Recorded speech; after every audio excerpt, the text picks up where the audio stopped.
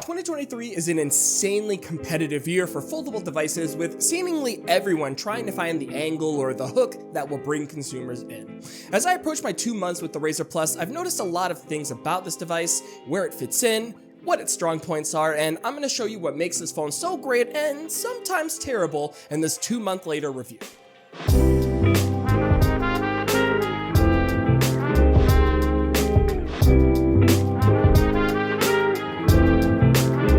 Let's start with the strongest, most important features first. The Razr Plus has a killer cover screen, a near stock Android experience, which is heavily underrated by the way, solid build quality, and decent cameras for a flip phone. The cover screen is a huge debate in the flip/foldable world, and what separates the Razr Plus apart from the competition is its 3.6-inch, 144Hz refresh rate, edge-to-edge design, and the practicality factor. I made a whole video on everything the cover screen is capable of, but as a quick refresher, you get 5 pages of widgets. Most importantly, you get a whole page for apps with the ability to run any app you want natively from the app page. On top of that, there's a ton of useful tweaks that work well with the external screen. During my past 2 months, I've mainly used that 3.6-inch cover display for quick, simple tasks like responding to short texts, popping into YouTube or Google Podcasts to adjust settings, or if I need that quick hit of dopamine, I can briefly scroll on Twitter, which is surprisingly not that bad. Fitness in particular is amazing on this thing because of its small form factor. I find it perfect for one-handed tasks like checking workout stats or changing media settings on the fly. In this case, the cover screen is highly customizable too, with the option to add your own wallpapers, choose from a variety of clock faces and themes, plus the ability to force apps into a full screen, edge-to-edge mode if you prefer. Clearly, Motorola focused heavily on the software experience with this form factor, and I would say they killed it here.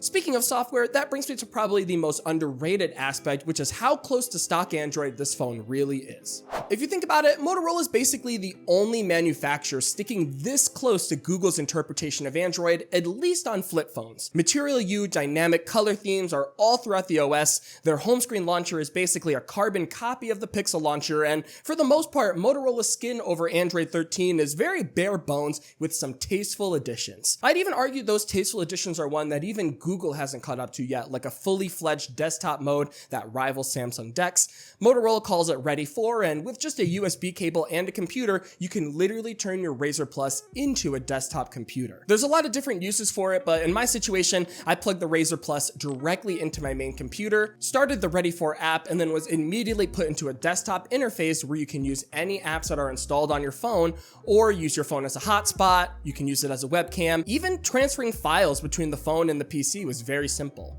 It's a really smart, useful addition that should be talked about way more often than it already is. On top of that, Motorola included some useful software additions as well, like a theme section where you can customize accent colors, fonts, icon shapes, and more, with the option to save it as a preset for future use. Plus a ton of gestures as well, like chop for the flashlight, twist for the camera, and swipe across the screen to initiate a split screen session. One final note is the sidebar feature, which is basically a constant app drawer for quick access to what's important to you. Otherwise, there isn't a ton of extra additions on the software side of things. Like I said, Motorola went for a minimal approach with some tasteful additions, and I think they hit that balance perfectly.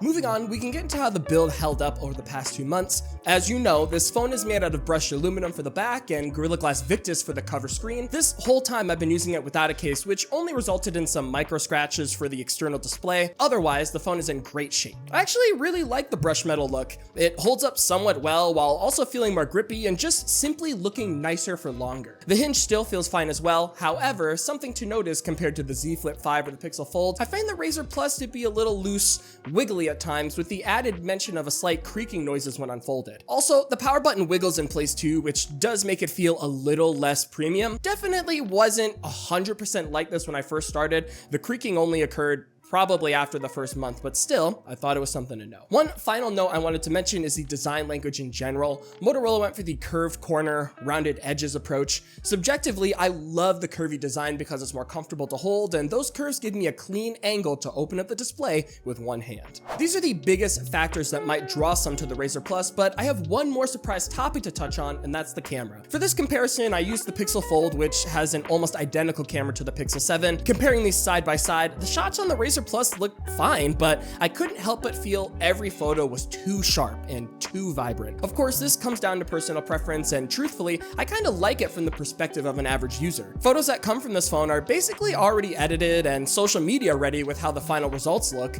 That over-processing does the same for nighttime shots, and you can really get some interesting results. On the left is what the viewfinder sees, and on the right is the actual photo after Motorola does its processing tricks. As you can see, I can't even tell what I'm looking at in the viewfinder, but somehow the phone gets these well-lit, decent looking shots. All of these are taken in the auto mode, and to me, a good camera is one where you can just take a photo without having to mess around. So to me, these results are great. Of course, there's a pro mode as well, so if you want more control, the option is there, but for a fire and forget kind of camera, I have zero complaints. One last big topic I wanted to touch on was the display. Normally, I don't like to spend too much time on them because as long as it looks good, that's all that really matters to me, but it's a foldable screen, and I also love Motorola's implementation here. We get a 6.9-inch 165Hz 1080p HDR10 Plus display.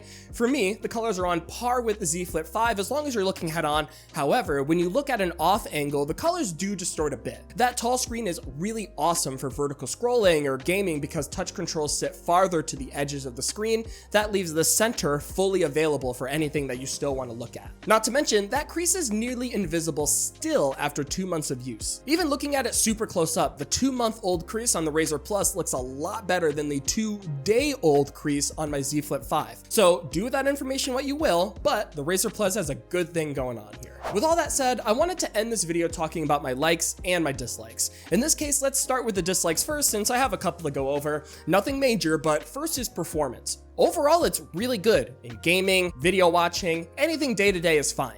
We have last year's Snapdragon 8 Gen 1, which isn't bad at all. The issue I bump into is this device gets uncomfortably hot from time to time, and I know it's funny coming from a Pixel guy, but seriously, this phone has gotten really hot a few times during my month with it. To be clear, this only occurs on really hot days while outdoors. In these situations, I'm also using LTE, max brightness, and doing a task of some kind, like gaming or watching videos, but it was significant enough to include. In the circumstances where it happened, the phone would get noticeably hot, and I could tell there was some throttling going on. This happened maybe twice a week, so I didn't feel like it was ruining my experience, but for some people, this might be a complete deal breaker. Sound quality on these speakers is pretty great as well, especially with Dolby Atmos integration. However, the volume is a bit weak, especially compared to the Z Flip 5. For context, the Z Flip 5 at 70% volume is just as loud as the Razr Plus at 100%.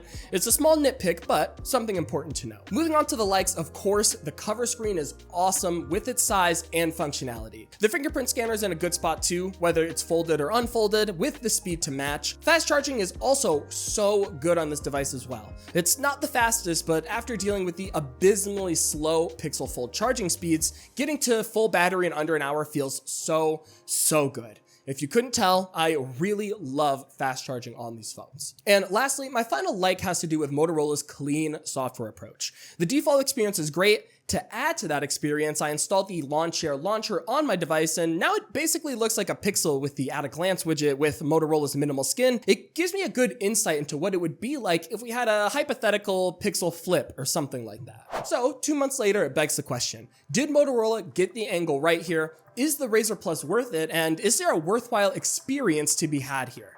After my time with it, I would say they did a really good job. I think they go toe-to-toe with Samsung this year in every aspect. There are many pro-consumer additions on this device, and if it weren't for the Snapdragon 8 Gen 1, I would say it's a no-brainer unless you like the wealth of features that One UI has to offer. Motorola's approach is minimal, with tasteful features built on top of a bare-bones version of Android, which for some people, including me, really appreciate. Other than that though, this is everything that I have to share about the Razr Plus 2 months later. If you have any questions, leave some comments and either myself or the community will get to them. This has been Jordan Floyd with 9to5 Google. Thank you so much for watching, and I'll see you in the next one.